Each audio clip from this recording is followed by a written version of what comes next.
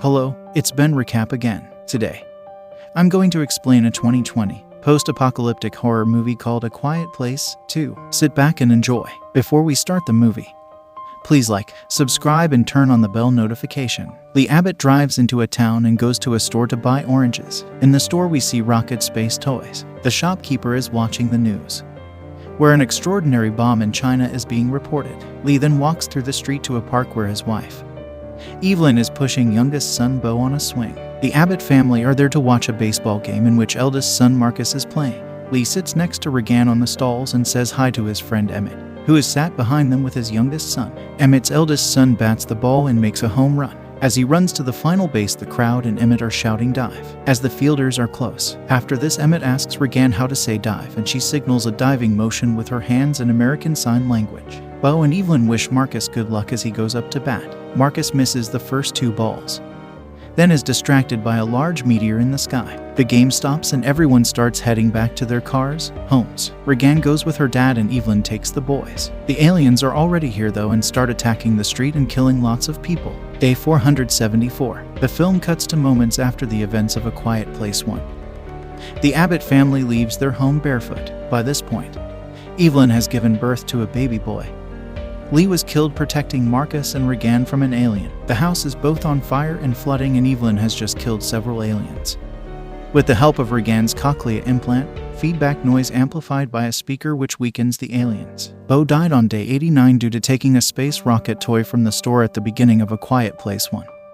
The sound of the toy attracted an alien who quickly attacked. Just before leaving the farm, Evelyn tells Marcus and Regan to stay there whilst she quietly heads back into the flooded cellar and tries to stay quiet as she swims in search of an oxygen tank. Meanwhile, Regan tells Marcus she's going back to the house. Regan collects the amplifier and microphone. She uses her clipper to cut a cord off the amplifier. Regan and Evelyn individually return and the family walk along the sandy path Lee had created until they reach the furthest point. And then they quietly step onto the dry leaves and continue their trek. Evelyn and Regan carry the baby in a trunk soundproofed with blankets. The family reach a wire fence with an opening. As Evelyn walks through, her bag gets caught and knowingly triggers a tripwire. Evelyn whispers to Marcus and Regan run. Meanwhile, we cut perspective to the viewpoint through a gun aim that has been fixed on the family. An alien starts chasing the family. Whilst running, Marcus gets injured by a bear trap, which he handles silently until he sees his injured foot and lets out a primal scream. Evelyn tries to stop him screaming whilst Regan uses the amp, microphone, and cochlear implant hearing aid to create feedback that is unbearable to the alien. Evelyn shoots the alien in the head as it struggles against the sound. The family head inside a nearby derelict building. As they walk round a corner, a man grabs Evelyn, pointing to an alien on the ceiling. The man leads the family to a soundproof vault underground. A towel over the latch of the vault reduces noise and prevents the latch locking the door from the inside. After a few minutes, opens the door to let in air. Once safe, he tells the family they can't stay, that there isn't enough food or water. Evelyn thinks she recognizes the man and says, "Emmett," to which Emmett unmasks his face from the scarf and baseball cap he'd been wearing. He reiterates they can't stay. Evelyn asks about Emmett's children and he explains his sons died on day 1. Evelyn asks after Lola, his wife. He explains Lola died 11 weeks ago. That she got sick and they moved down to the soundproof basement of this derelict warehouse once the pain was too bad and she was screaming. Emmett says I couldn't do enough. Evelyn asks if Emmett would see the fires lit by Lee each night and if he knew it was him. Emmett says he did. Evelyn asks why he didn't come for them, since they were friends. Emmett explains that the people left.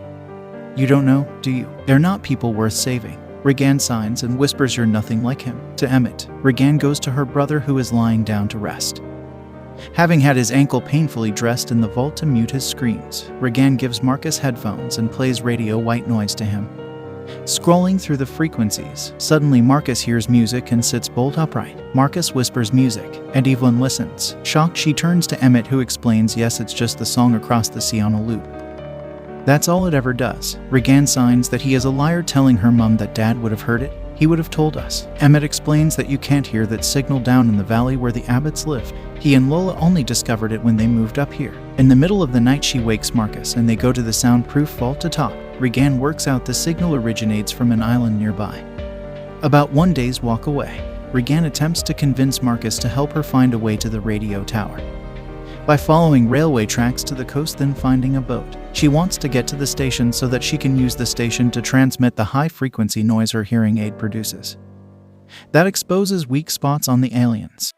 Marcus is very worried and does not want Regan to go. Regan insists she has to try because that's what Dad would have done. Regan is forced to venture out on her own very early in the morning after Marcus threatens to tell Mom. She leaves a note on the radio saying, "Keep listening." In the morning, after discovering that Regan has gone, Evelyn pleads Emmett to go after her and bring her back. He eventually agrees when Evelyn says that she wishes Lee was here to look him in the eye and tell him Regan is exactly the type of person worth saving. Meanwhile, Regan comes across a train station with a derailed train and climbs aboard the front carriage, which is the only one still on the train track. There are several dead bodies, skeletons. She needs a first aid kit and finds one in the driver booth but struggles to open the door. She eventually reaches the box and takes it, but the skeleton of the dead driver falls on her, causing a fright, and she screams. An alien shortly arrives and Regan is trapped, struggling to hold the hearing aid to the microphone in one hand and operate the shotgun in the other. Luckily, Emmett arrives and shoots the creature. They hide in nearby station office due to fear the noise will have attracted more aliens. Emmett explains he is here to take her home.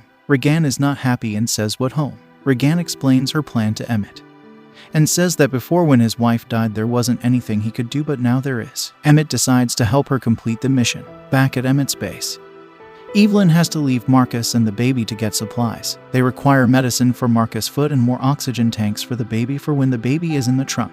Marcus is very scared and doesn't want her to go. Evelyn explains his foot will get worse and she can't lose him too. Marcus understands and lets her go. She walks back to the sand path and follows the route she and the family uses to get to the store. Along the way, she passes the bridge where Bo died, where a makeshift shrine is. She touched the photographs, crying, and places her wedding ring on top of the cross. Back at base, after getting the baby to sleep, Marcus exits the bunker and explores the compound. The camera cuts to the baby's oxygen tank, the gauge for which is in the red zone, since it is running low. Heading upstairs, Marcus finds a room covered in drawings of Emmett's sons. Behind some curtains separating a section of the room, he finds a dead body, half composed, lying in a bed.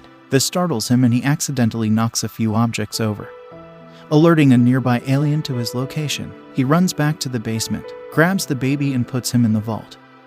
He then steps out again to grab the stopwatch and radio, and as the alien approaches, he is able to get into the vault and close the door. The towel is not over the latch and the door locks shut unbeknownst to Marcus. By nightfall, Emmett and Regan reach some docks and look for a boat they can take to reach the island.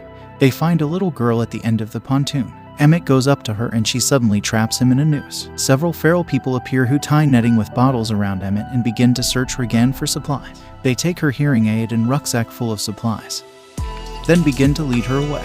Emmett signs dive to Regan, grabs the man who took Regan's hearing aid. Several aliens appear and attack the docks, killing a number of feral people. Emmett is still holding the man and an alien comes to attack. Emmett dives into the water and the feral man is killed by the alien. The alien then hears Emmett swimming in the water and jumps after him, only to drown as it cannot swim. Emmett is still tied to the dock and struggles to remove the noose from his neck. A small boat comes by and Regan's hand reaches out to him. He climbs aboard and opens his mouth to reveal Regan's hearing aid. They remove the noose and we see their boat heading to the island.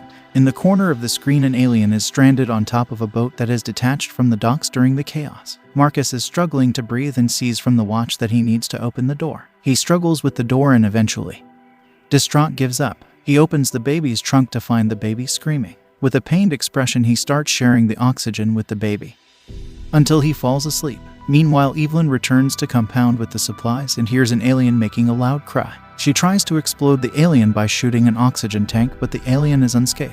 The explosion does, however, trigger the fire sprinklers. The noise of the sprinklers helps Evelyn navigate around the alien and return to the basement. The alien does chase her though. Evelyn hides inside the bunker with Marcus and the infant, with the alien waiting outside the door for them. Regan and Emmett approach the island, where they find a colony of people living normal lives after isolating themselves to the island. After the government realized the creatures could not swim, the National Guard had as many people as possible put on the islands. However, one of the creatures manages to get to the island on another boat and kills several civilians. They lure the creature away to where the radio station is and it follows them inside. The alien eventually hears Regan and Emmett, slicing Emmett with its claws. However, as it goes after Regan, she is able to change the sound coming from the station from the song to the noise her hearing aid produced. weakening the creature, as she eventually kills it with a pole. Marcus, picking up the signal through the radio, also uses the noise to weaken the creature, shooting it dead, now allowing anyone to be able to kill the creatures. Thank you for watching. Don't forget to subscribe and turn on bell notifications for more videos like this. See you later.